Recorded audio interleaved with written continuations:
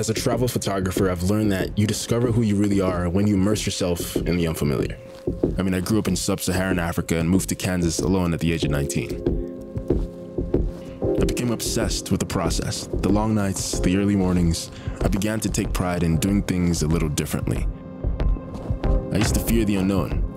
Then I learned to embrace it.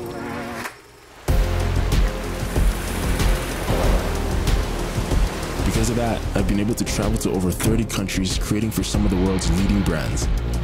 And I don't plan on slowing down anytime soon. So get out there, embrace the unknown, and live your legacy. What you find just might surprise you.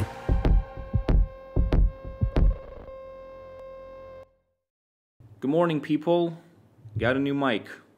My audio should be a lot better now. For whatever reason, the mic port on my camera got deaded, and I can't use this anymore to record my audio, so I had to figure out an external solution. I got myself this PreSonus Revelator.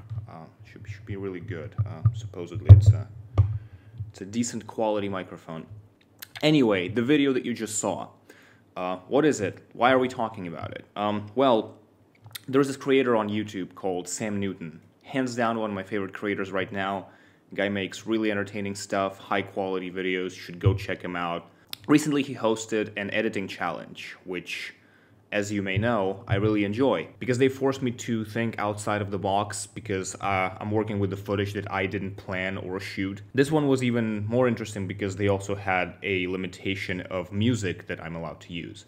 And music for me is very important. A lot of the times in the project, I find a song before I even start shooting. Really, a lot of what I do is derived from the music that I choose. So this was an interesting one, and the footage looked really nice. So I thought, you know what? I'm doing it. My intent going into this from the very beginning was to make this thing as good as it can be so that I can break it down for you in this video, and then maybe you can learn some tips and tricks and techniques to apply in your travel commercial that you might be making right now.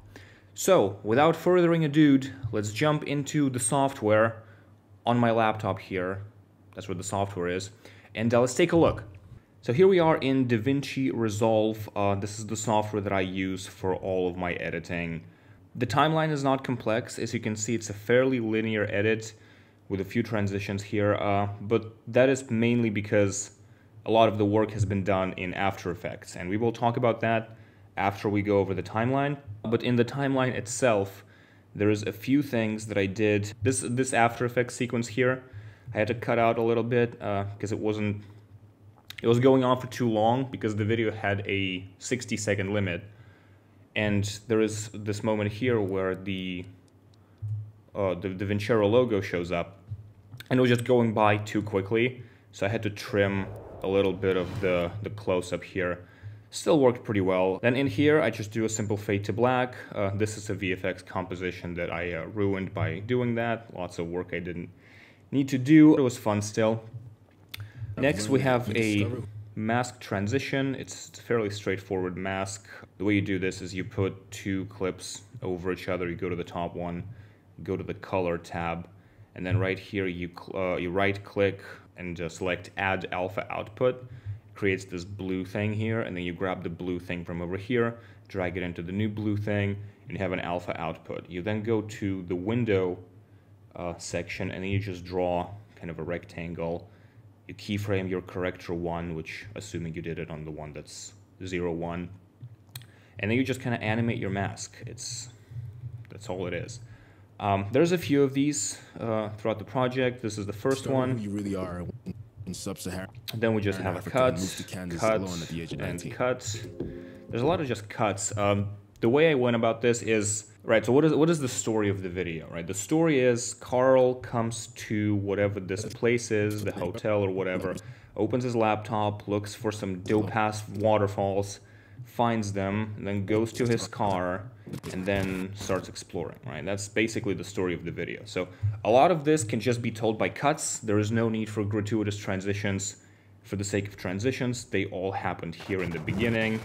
So then we have a cut, became obsessed we with have the another process, cut, the long nights, the early mornings. then we have probably the most complicated take pride VFX clip in this entire project, which is way too much work for what it is, but it was a lot of fun to do, so we'll talk about that. Fusion Clip is there to mask some of the stuff that's done in After Effects, and it doesn't make sense to talk about what Fusion is doing before we talk about the After Effects part, so we'll get back to this. And we get into the car, and then in this shot I animated the zoom of the clip a little bit, so the clip is just kind of stationary with a little bit of a punch-in, and I wanted a little bit more of a punch-in. Just increases the dramatic feel before the drop. Then we have an After Effects clip again. Because of that, I've been able to... Then we have another mask transition here. Just following the car, same principle, color tab, alpha output, window, animated rectangle. I didn't even have to keyframe all of it, it just flows nicely. She's creating for some of the world's leading brands. Then we have a watch shot when he says leading brands. That was very important to line up correctly. The world's leading Subliminal messaging, you know, brands. It's a commercial. And I don't plan on slowing down anytime soon. This is an After Effects sequence, but the only thing I did was to add some fog. The actual cutting was done right here in Resolve. Let's take a look at what that looked like. So I have this shot, right, the shot of a car. Don't plan on slowing down anytime soon. And I figured that if I zoom it in just right, it sort of matches the way that this car in this shot is facing the camera. So I did my best to just kind of zoom and position it in the shot. Anytime soon. Such that it cuts almost seamlessly. And then there is a sound effect here. We'll talk about it in the sound design portion. That really kind of sells it. The way this is lined up, I was honestly tempted to do a Luma fade. In fact, I think I have an implementation of the Luma fade for this shot somewhere in this project or in the After Effects part. But, like, come on. Luma fade? Really?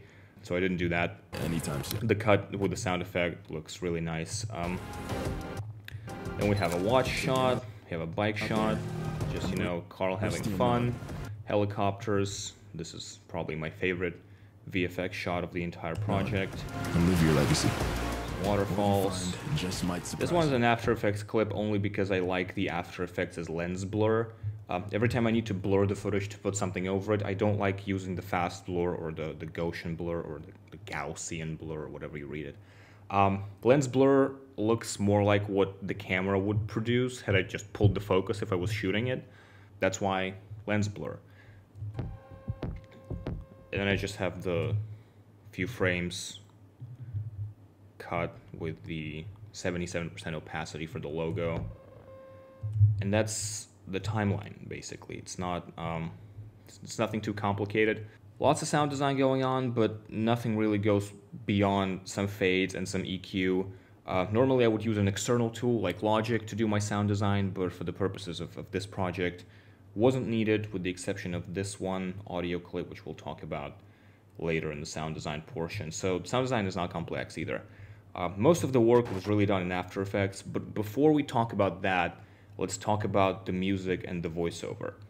As I mentioned before, music is very important for me when working on a video because that's what dictates a lot of the decisions. The way the contest works was they give you a bunch of songs from Artlist and you have to use those. You can't use any other music, you can't use any third-party stuff. It was very challenging because I don't really think I would use any of these songs for this video had it been up to me, but we gotta do what we gotta do. So let's hop over to Logic and see what I did. Hey everyone, Future Max here. I'm gonna re-record this section because past Max fucked up his audio setup, which to his credit turned out to be a bit more complicated than it seems. So let's jump right into it. Alright, so here we are in Logic. This is where I did all of the music and voice processing. And the song I chose was this one. It's a Beautiful Catastrophe by We Are the Good. And let me tell you, the name couldn't be any more fitting. The first order of business was fixing the god-awful kick that the song had. And let me show you what I mean. If I just play this part here, You might not know what overcompression is, but you can damn well hear it. You can very clearly hear that kick just clipping the fuck out. And if I play this main part without any processing, you can hear it even better.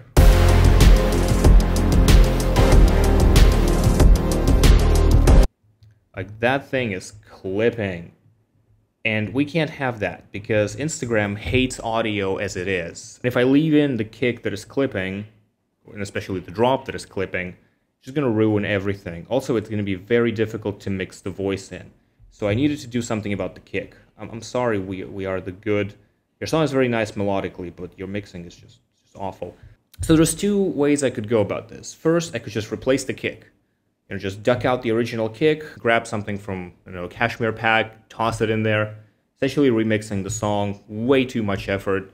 So I wanted another option. And that is how the muffled intro came to be. So here, the song starts off a little muffled,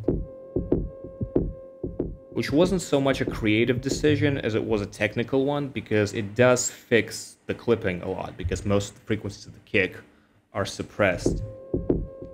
And then it fades into its normal song, but at this point it's still pretty quiet. The voiceover is playing over it, and it's like a couple of seconds, so you don't have enough time to register that the mixing is terrible. The way I did this was I used a bus here, which is essentially like it's a parallel track that takes audio from the main track and plays it in parallel with whatever modifiers you have. So this track here starts off muted, but before the muting happens, also known as pre-fader, it gets sent to the bus where the filter is applied. And then the bus itself fades out while the main song fades in. Now the actual filter I used is called the fuzz wah, which is not how you say it probably, but that's how I'm gonna say it. And the preset is the default retro wah with, I don't remember, I think I changed something, but I might not have, hold on. No, it's just retro wah, that's all it is. It's default settings set to retro. And that is the muffling effect. You could accomplish this probably with just an EQ, just grabbing your high frequencies, dragging them down, but I prefer how this sounds. And it's a free built-in plugin in Logic, so there's no reason not to use it. Now, for the main drop part, where this effect is even more present, I did something a little different. So in Logic, there is this tool called the enveloper, whatever. And it has a preset called Room Killer, which is intended to do a completely different thing. What Room Killer does is it finds the tail in your waveform and it kills the tail. So for example, if you have a voice recording and it has an obnoxious reverb because you're in a big empty room, you toss the Room Killer on it, pretty much have it nailed. So completely different purpose. But it actually worked really well for the kick. So first thing I did is I reduced the gain by like 8 dB because, my god, it was over clipping. And here's the difference it made. So here is it without the Room Killer. And here is with.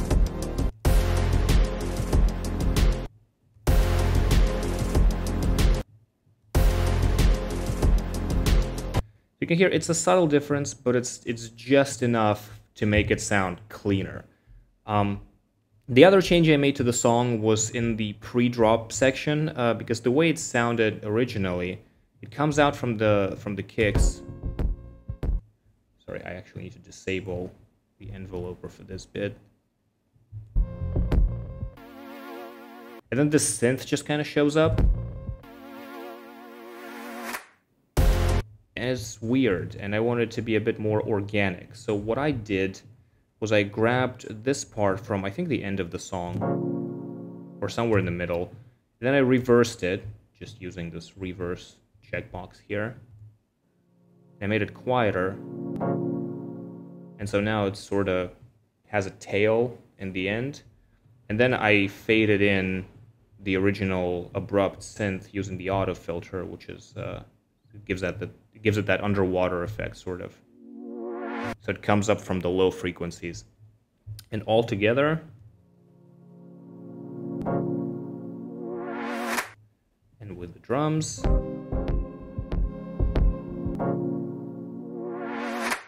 which with the voiceover in worked really I great. used to fear the unknown. Then I learned to embrace it. And then at the end here, I didn't like how the song just kind of ended. So what I did was I took the drums from the beginning. They have the sort of radio sound playing behind it, which is also in the beginning. And so I took that bit. I duplicated this last portion here. And this worked really well for the logo because I didn't want it to just be there when the audio is quiet, just kind of awkwardly fade out. But when it fades out over the drums, it just makes more sense. So that's why I did that. All right, so that's it for the song. Let's talk about the voiceover. There's a few things I did with the voiceover. Primarily, if there's one thing you take away from this video about like sound design and voiceover, is that you should never, ever, ever, ever record your voiceovers in stereo. This voiceover was recorded in stereo, and here's what it sounded like. Travel photographer, I've learned that you discover who you really are when you immerse yourself in the... It's very awkward. It's in my right ear. It's very distracting. It's a very bad practice. Your vocals and your voiceovers should always be in mono. So first order of business, throw the gain on, toggle mono, and listen to how much of a difference it makes. So here's the voiceover. Travel photographer, I've learned that you discover who you really are when you immerse yourself in the unfamiliar. So much better in the mono. It's much cleaner. It sits in the middle of the mix. It's just put your voices in mono. Always, at all times. After that, I use a tool called Nectar 3, which is a vocal processing plugin. I have it because I make music sometimes, and it's very good for all sorts of voice things. You don't need to have it. Most of the tools inside of Nectar are actually built into just about every audio software. But Nectar is just nice. It also has this thing called the voice assistant, or the vocal assistant, which basically listens to your audio, detects the type of voice and what the voice is doing, and then it applies just the right settings, which leaves you with very little tweaking that you need to do. So here are the tools I used inside of Nectar. Let's just solo them one by one and see what it sounds like. I'm going to select this range. You're going to be real sick of hearing it by the time this is over, but it's just helpful to not have to hit play every time. As a travel photographer, I've learned that you discover who... So this is the voiceover on its own. As a travel photographer, I've learned that you discover... First things first, EQ, cut the annoying peaks. This peak right here, this slope is always annoying in every voice. This part here at the top, we're going to be amplifying the overall crispness later, so we need to cut the peaking parts. As a travel photographer, I've learned that you discover who you really are when you immerse yourself. Up next, de-esser, probably the most important tool when you're working with the voiceover. It's basically this circle thing that's supposed to cut all the P's and the T's and the t's.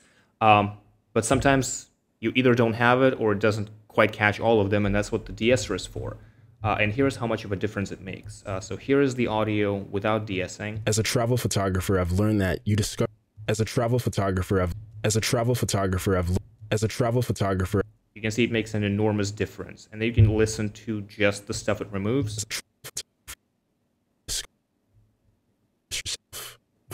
Yeah, you don't want any of that in your voiceover. Okay, up next, the dress-up EQ, as I like to call it.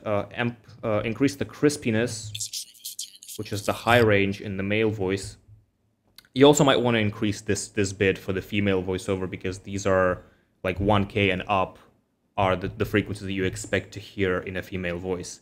And then also add a bit of a bass, because bass. As a travel photographer, I've learned that you discover who you really are when you immerse yourself in the unfamiliar. As a travel photographer, I've learned that... You can see it just makes it crispier.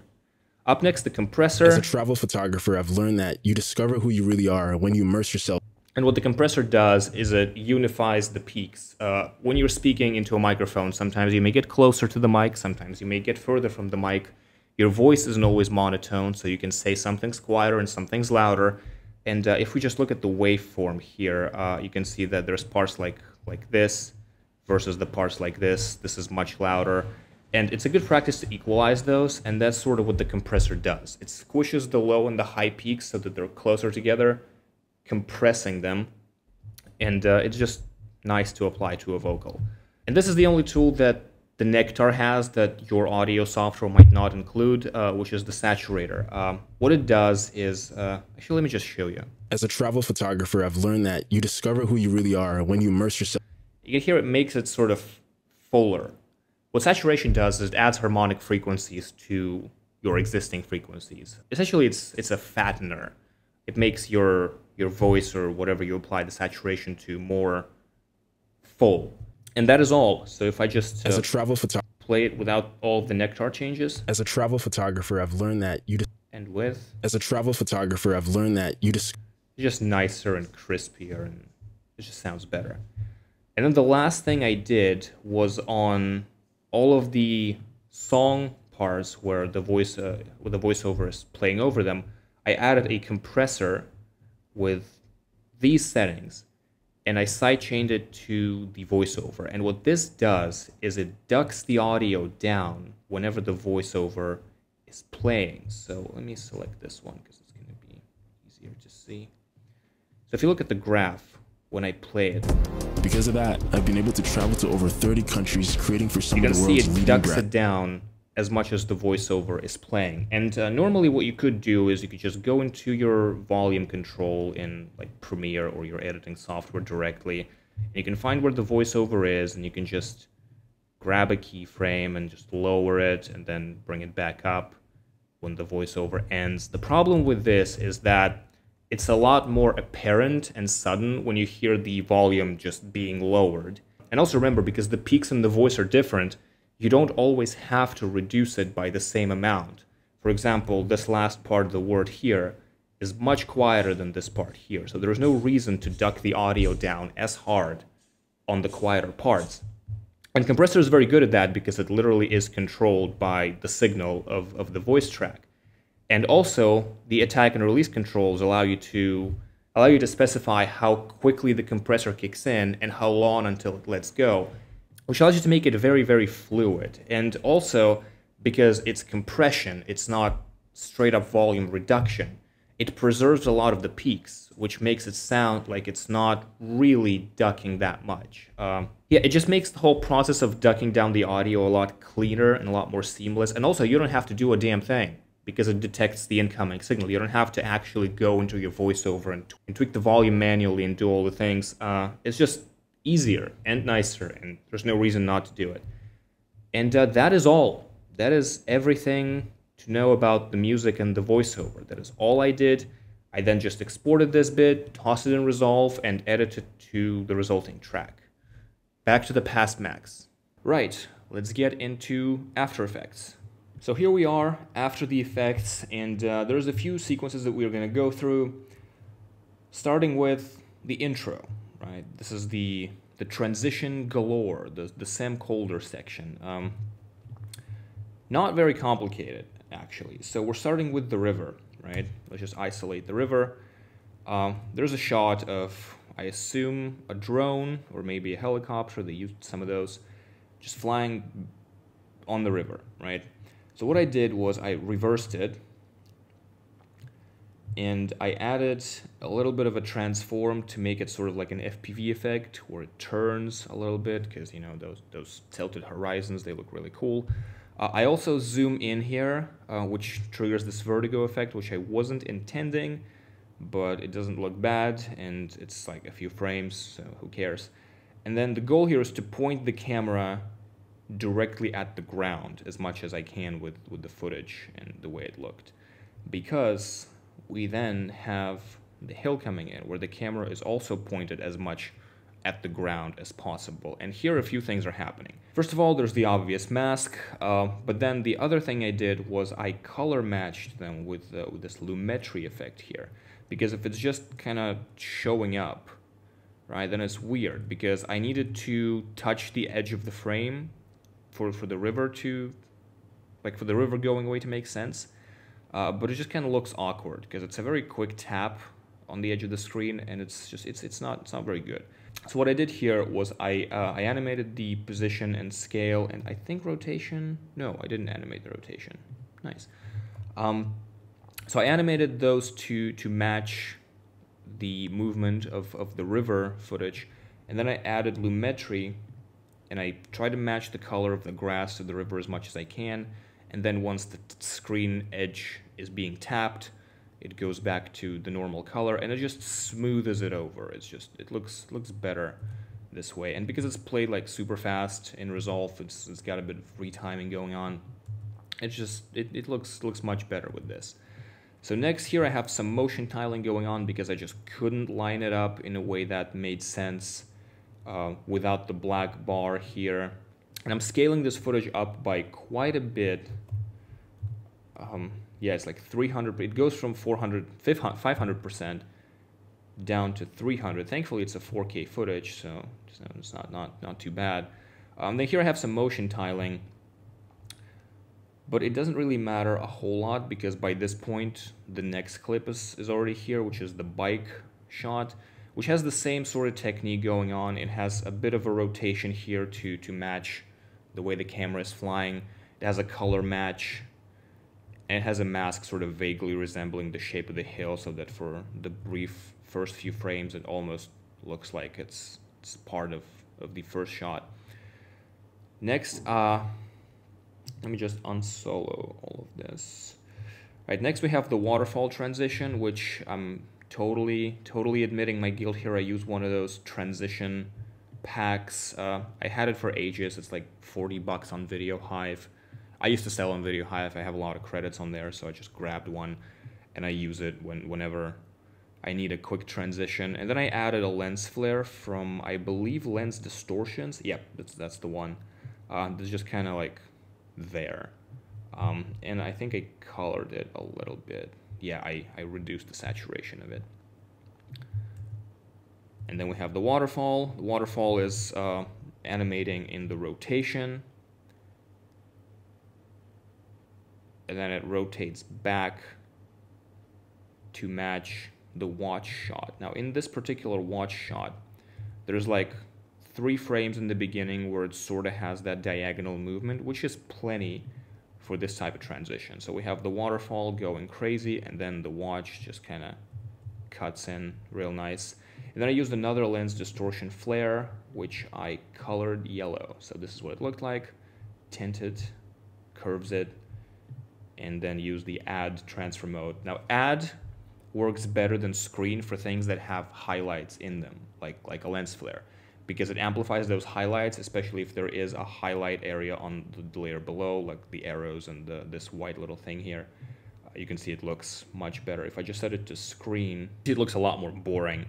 So add all the way. And then here we just have a cut. And then what I did with the close-up is there was a moment here, if I just play the original clip, there's a moment where he sort of hesitates to blink, right, which didn't look epic. So I cut that and I made it a very decisive blink. That's the intro.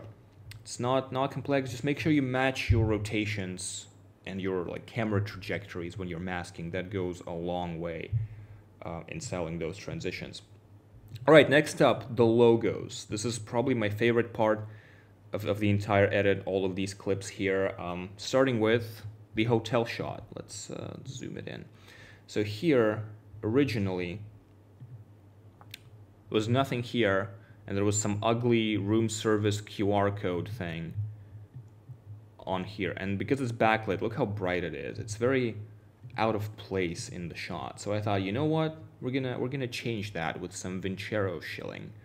Let me copy this one here because I extracted all of the effect parts. So what I used here was a standard 3D camera tracker. Camera tracker, dropped it on the layer, had it extract all of the data, generated this 3D camera, and we were good to go. Then I needed to design the posters, right? So I went to Vincero's website where the contest is, and I grabbed some of these photos. This one I had to motion tile because the way I wanted to frame it wasn't quite lining up with with the dimensions of the photo. Then I applied some severe color grade to match the composition here.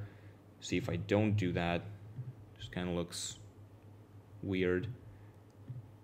And then if I do that, it just fits a little better.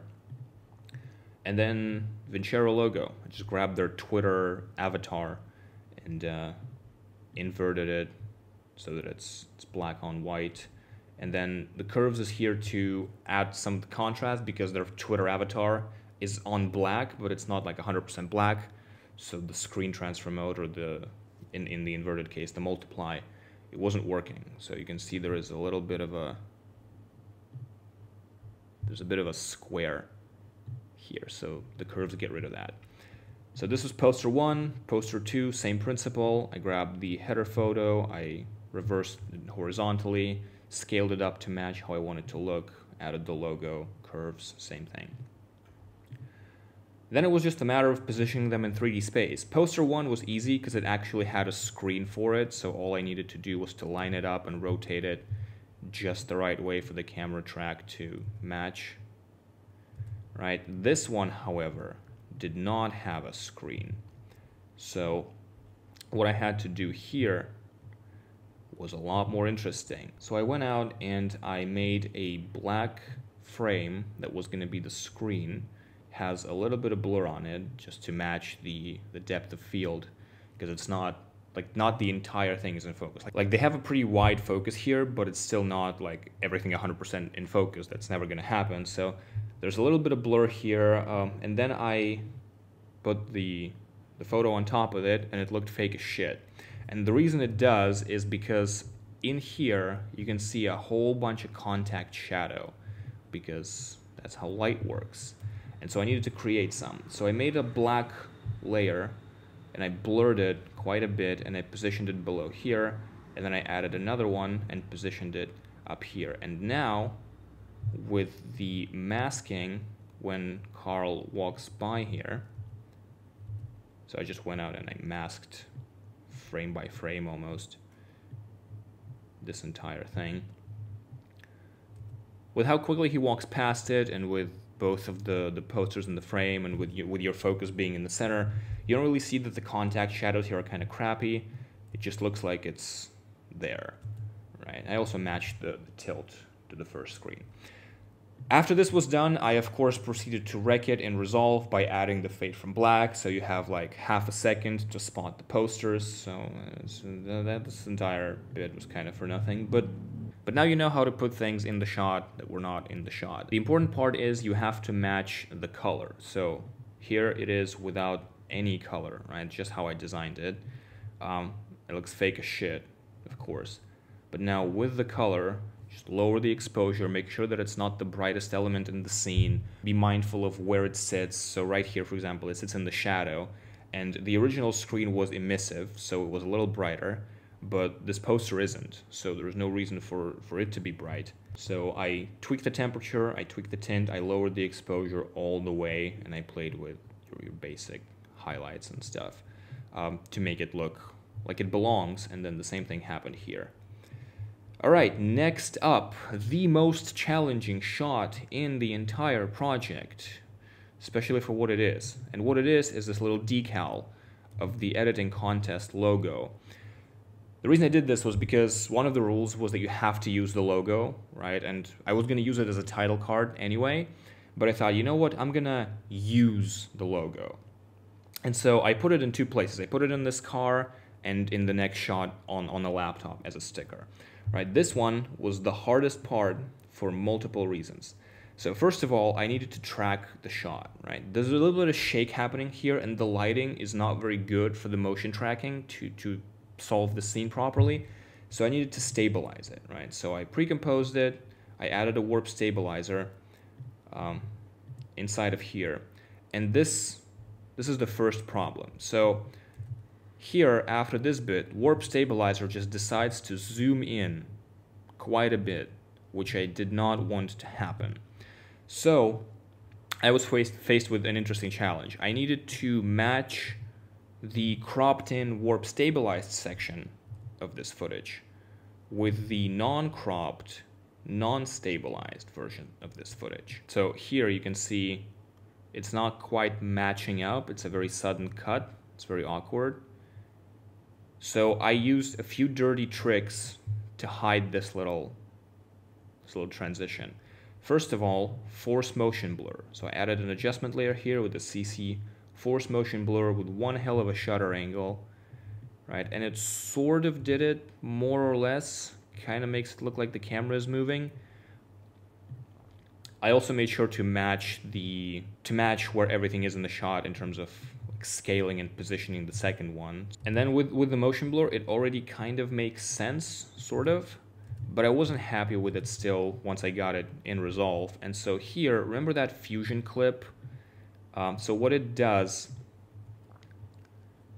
is it adds a camera shake, which kicks in here right before the, so it's kind of, the strength is animating upwards from the beginning of the shot to the awkward cut.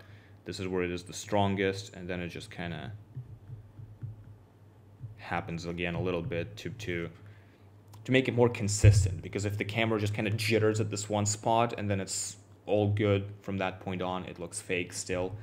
And so yeah, there's a bit of a shake happening here already, and then once a little different, this thing happens, it just kind of whoa, but then it goes more or less back to normal, and that's how I hid the warp stabilizer transition. Now, what is the actual point of this? I mean, forget about the warp stabilizer. What is the fun part?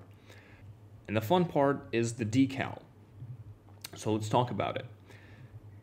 Once I had my track more or less done, which was good enough for the scene to work, I had my 3D camera, I have my track points here. You see it's not supremely accurate, but I managed to find points where I could place my reference layer. I think it was one of these actually. And so then I took the editing contest logo, I placed it here, I masked it to where Karl is intersecting with it, so once the hand goes over it, and that sort of thing. And then one thing I did was I added a mesh warp to, let me disable motion blur here so that it makes sense. I added a mesh warp to sort of match the bump on the car, but then I bent it the wrong fucking way. But with the blur, it doesn't really matter. Lumetri matched the color a little bit. Oh, it was inverted as well. So this is what it looked like. And then Lumetri, make sure it matches this Nomad decal a little more. And then, of course, motion blur, because remember, we have a camera track, which does have a 180-degree motion blur on it. So the motion blur on this layer will match motion blur in the rest of the scene. And now we have a neat little decal. And you don't really see that it's bent the wrong way either. So it's not bad. Intersects with Karl. There's masking happening here. Comes back up, the same spot. Real nice. Right, next up, this shot. Probably my favorite of the entire project. What I did here is I replaced the tail sign with Vincaero.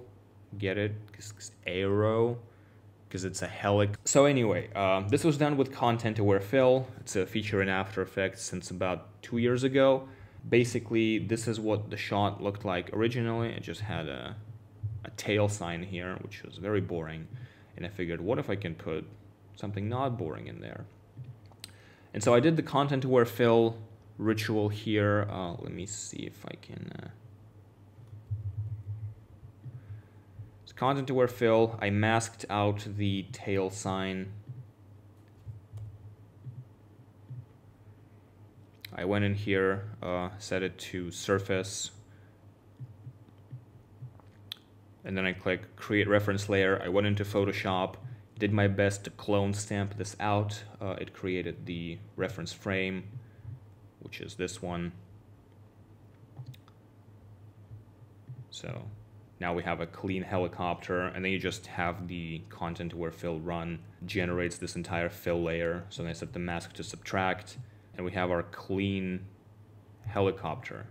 So once that was done, it was the matter of adding the actual logo and tracking it in. So for this one, I just used the standard After Effects motion tracker.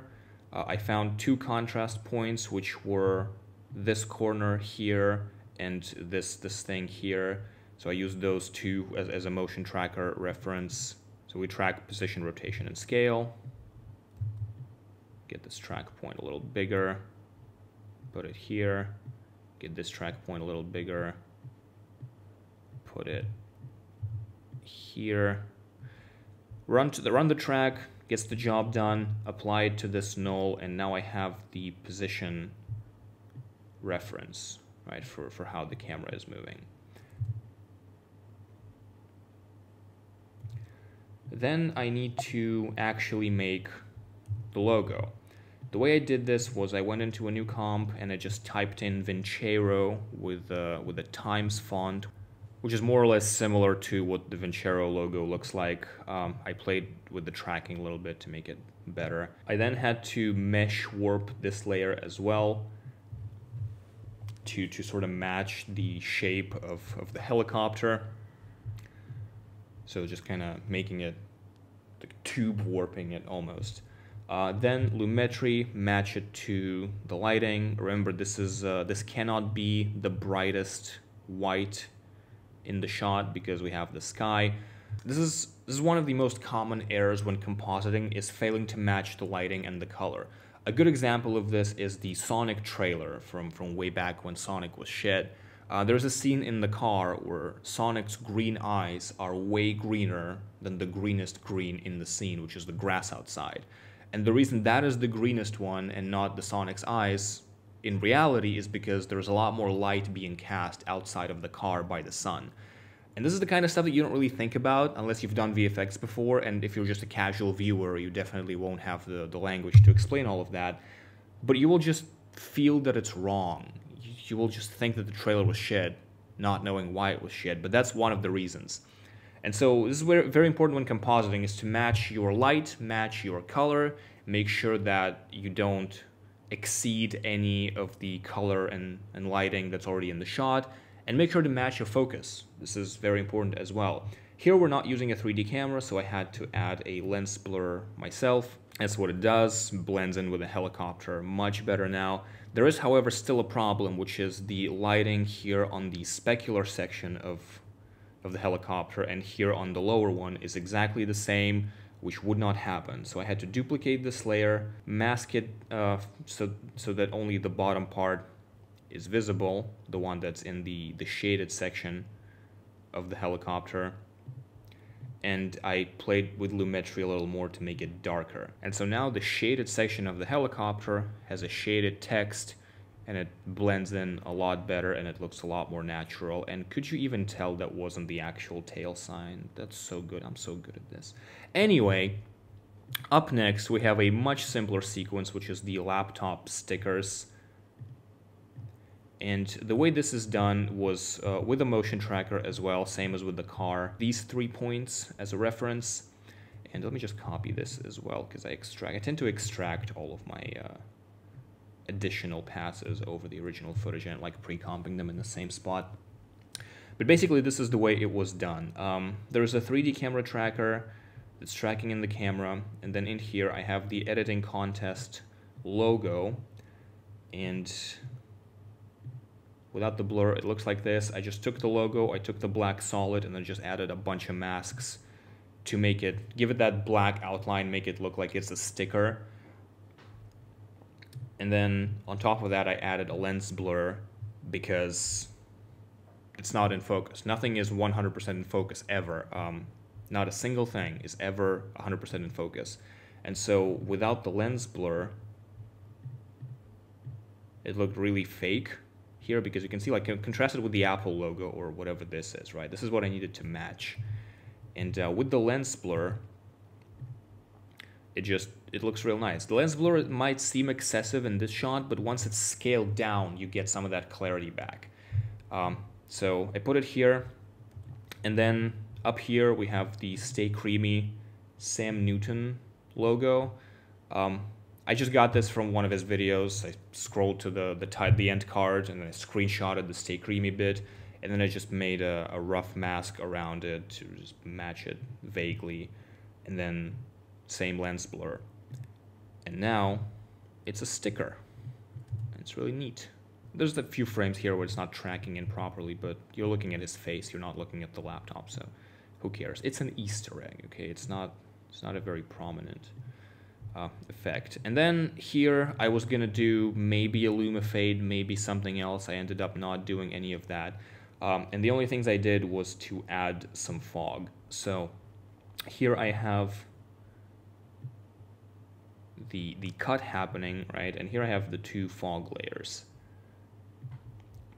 This is what it looks like without the fog. This is what it looks like with the fog. It's just a lot more dramatic.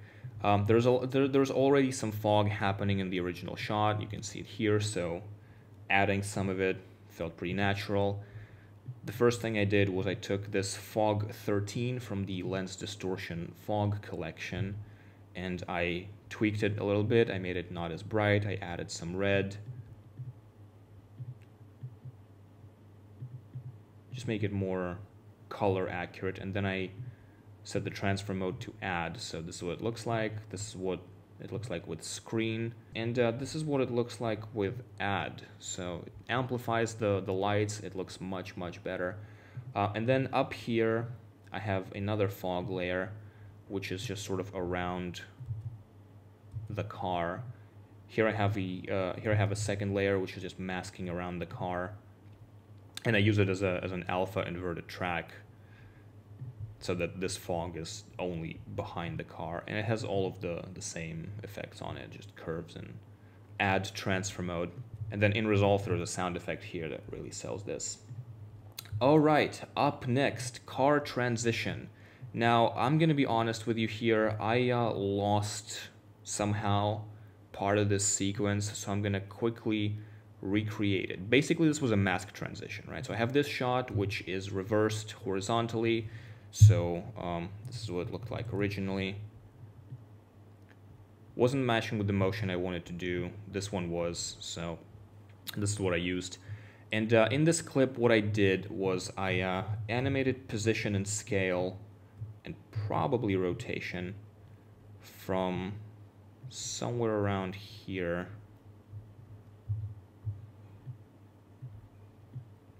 Because this original clip, the camera, the drone sort of flies to the left at some point, and it's pretty random, and then it goes back right, and so I needed to sort of account for that, so that the motion is more smooth. And then here, by the end, I needed it to be scaled up such that the car is taking up the entire frame. Let's just go up here. This is good, right? This is where our mask is going to begin. Yeah, see, we have the car taking up the entire frame at this point, which means that we can mask from there. At this point, we can just, make a quick mask.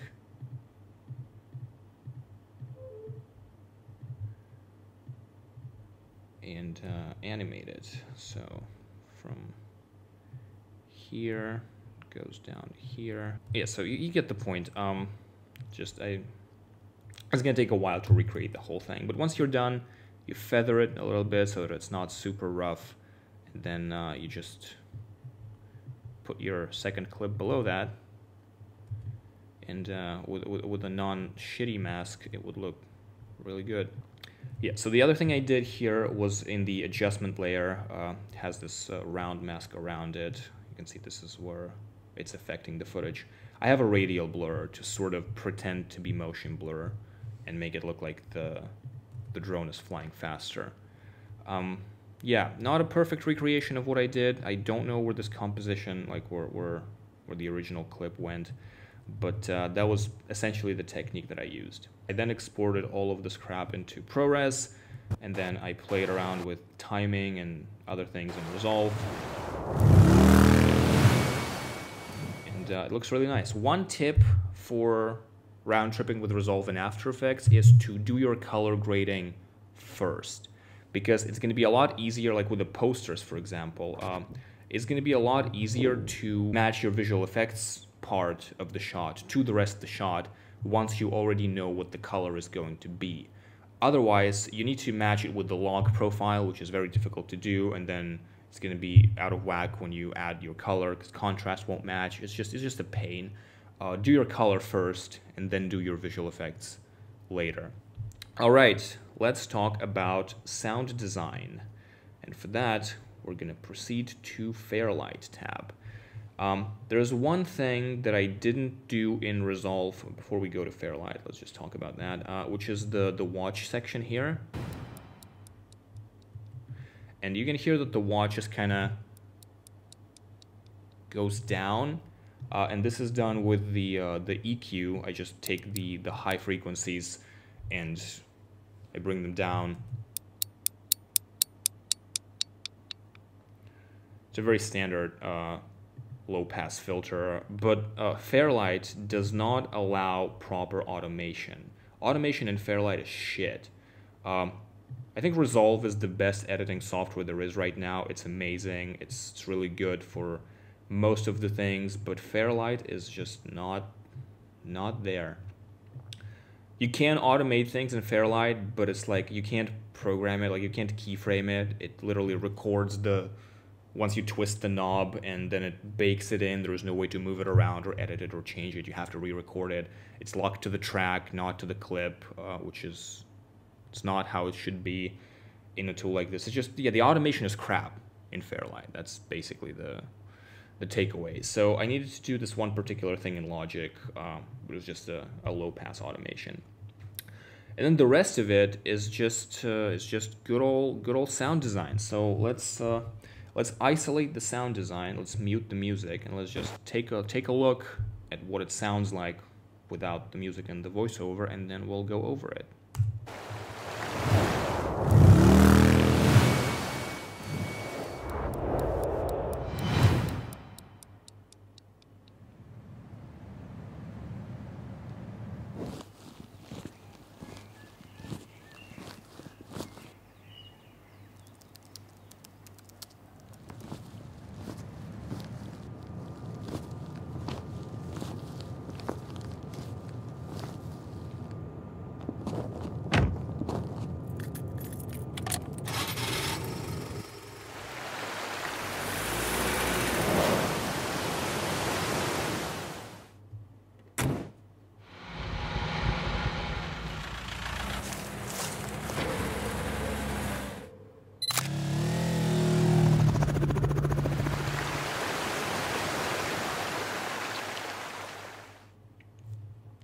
That is all. As you can see, some sections just don't really need any sound, like this bit here where he's walking, there's a voiceover happening there, there's music playing.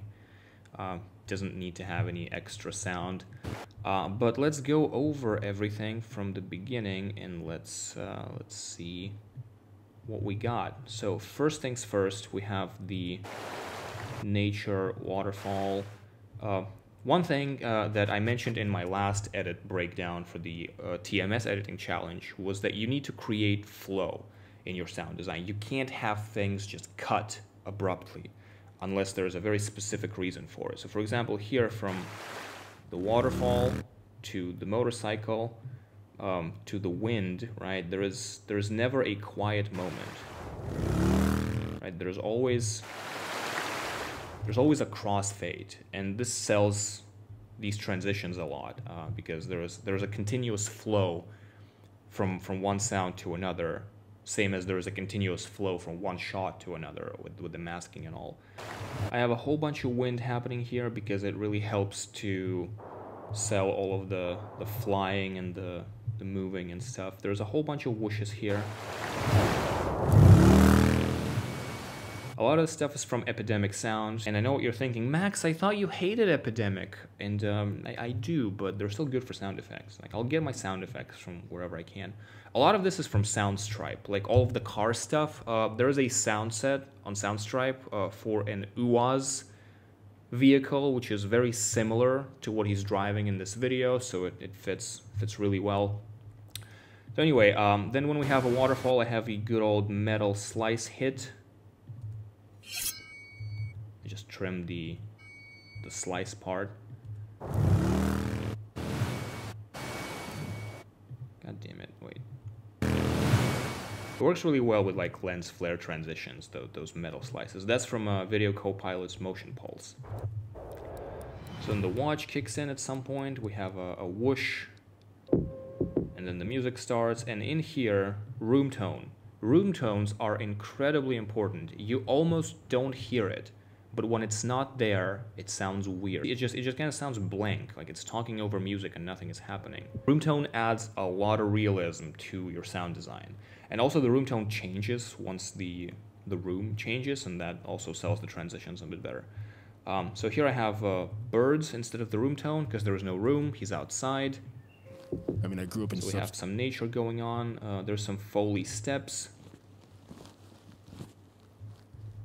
I grew up in sub-Saharan Africa and moved to Kansas alone at the age. Good old keyboard. Some backpack sound effects, because he's adjusting his backpack. And also walking. And then here we got other steps again, because he's still walking, and this is where the room tone changes. So here I have the original room tone back from the first hotel shot, and it fades into a different one, which is a darker, more garagey sort of room tone. Let me isolate them and show you. It's a lot more industrial sounding, which matches the garage a lot better. Pride in doing... I used to fear the unknown. And we have a door close from that UAZ sound set that I mentioned. I used to fear... Which is almost the exact same car for all intents and purposes, so the sounds match really well. The unknown. Then we got some keys. Learned to embrace. More keys, then the ignition sound. I really like doing my ignition sounds before the drop. It's just, I don't know what is it about that, but it just sounds really good. To embrace it. Then we have some more nature ambience, waterfalls. Again, all of this needs to flow naturally from one shot to another. We got a river, we got a car panning from top right, bottom left. Well, I didn't pan it to the bottom, but it's like at least right to left. I'm not doing fucking Dolby Atmos for Instagram. So we have waterfall again, car, door closing. There's a bit of a whoosh here that goes from right to left, but it's very, very, very quiet. You can barely hear it, especially since how close it is to the door. But it's nice to make your wipe transitions audible, because it amplifies their effects. So I tend to do that for most of the mask transitions here. And we have a muffled car sound here. I think I just used the standard EQ. Yeah, so I took Resolve's built-in equalizer and I turned down the high frequencies so that it sounds more like an interior. Then here we just have a car parking, sort of. This is an idle motor effect. Then we got some branches, because it's driving over like nature stuff. There's probably some like leaves and branches being kicked up. And then we have the impact here, which is actually two impacts. This one and this one. And them together. It's really cool. And the tail drags on for as long as it exists. At least in one of them, because again, flow. Then there is the Sony shutter sound, even though he's shooting on a Canon, because that's the one I found, and frankly, Sony's shutter sounds better. And we have a motorcycle, a helicopter. I know the helicopter is in slow motion, and this is not, but you know, who cares? It's a helicopter, sounds cool. We got more waterfall sounds, and then it just kind of fades. And that is it. Not difficult. It's just the key to sound design almost always is to create that flow, to make sure that nothing is abrupt, nothing just happens or just stops happening. Everything needs to lead into the other thing. And that is all.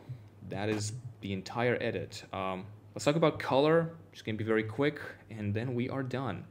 So I'm gonna take some nice clip as an example, some pretty looking, that's not After Effects, this one. All right, let's go with this one. This is actually the first clip I did color on, and then I used it as a reference for most of it. So let's mute everything. This is what it looks like originally. Now first let's take a look at the second node. This is where most of the work is happening, and for this one I used Film Convert. Film Convert is an amazing plugin if you just need to get your color done fast and you need it to stay consistent across all of your shots. It's very easy to work with, and it gives you essentially a Rec 709 footage after it goes through Film Convert, so you can apply your LUTs on top of that, and because you already have that sort of film look before you apply the LUT, it makes every LUT look that much better. I didn't use any LUTs though, I just went with Film Convert. I know what camera Sam is shooting on because he lists it in his video descriptions, and the drone was a Mavic Pro because of course it was. So you just punch those into Film Convert and it knows what changes to make for that particular camera. So for this one I used the P400 Ptra codec stock, which looks like this. So then I need to, there's always a bit of a tweaking involved, so it looks a little purple or a little green, so you need to tweak your white balances and your exposures. Then I went into the previous node, which is my pre-correct node, and I made it a little more level. Then I went into this node and I made it a little darker. It makes it a little more filmic this way. And then here I have a qualifier, thankfully Canon R6 10-bit footage, so I can qualify properly. Can't do this with my Sony. And I just qualified the road and the waterfall and like all of the blue parts. So here you can see this is all just a little blue. So I qualified that and I just removed the saturation almost completely. So this is the original. This is what it looks like now. So the green is still there, very present in the shot, but the blue isn't punching through it because blue and green are very close. They're not very good together, especially in this shot. And then here, just a little more contrast, a little more darker darks and brighter brights. Just punch the contrast up. And I did a little bit of a white balance adjustment towards the warm. It's barely noticeable, but I did it for some reason. And this is what it was like on pretty much every shot. Let's look at this one, for example, the drone one, right? There is... just mute everything. There's Film Convert happening here. This is the original shot. Film Convert, same stock, some white balance tweaks. Make it a little less contrasty because I was going to add the contrast after the film. So add the contrast here. Again, just with the contrast and a little bit of lift reduction. Make the water less blue. It was way too blue or magenta, depending. I regraded this like 3 or 4 times. It was the most difficult shot to grade by far. And then some contrast at the end. Let's take a look at a different shot. This one. Mute everything. This is what it looks like. Film Convert. It looks like shit. Overexposed because I wanted the Mr. Karl to be visible. So tweak the contrast a little bit. Bring up the highlights. Bring down the highlights and bring up everything else. Level it. Not too bad. Film Convert is really good because it allows you to move through things really quickly. And yeah, that is how the color grading was done. It's Film Convert with a bunch of tweaks. That is all.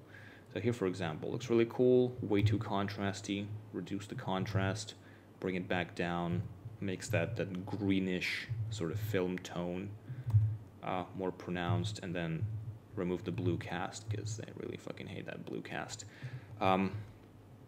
Yeah, that is how the color is done in just about every shot. And then the After Effects ones were exported into After Effects, already color graded, and brought back without any tweaks. But that is it for this video. This is the entire edit, as far as I can tell. Got through After Effects, the timeline, the sound design, the color, the music, the voiceover, everything I could think about. If there's anything you think I forgot, or if you have any additional questions, make sure you put them in the comments down below, as opposed to the comments up above. If you learned something today, if this video was helpful in any way, make sure you assault that subscribe button and you annihilate the like. Yeah, just do all the things that the big YouTubers are telling you to do, and it helps in some way, I think. But that's it for this video. I will see you in the next one, which is going to be a little different. It's not going to be a tutorial. I really don't want to become a tutorial channel. I'm not very good at this. I mean, how long is this video? How many times did my camera cut out? Why are we alive? But yeah, that's the end of the video. See ya when I see ya. Peace.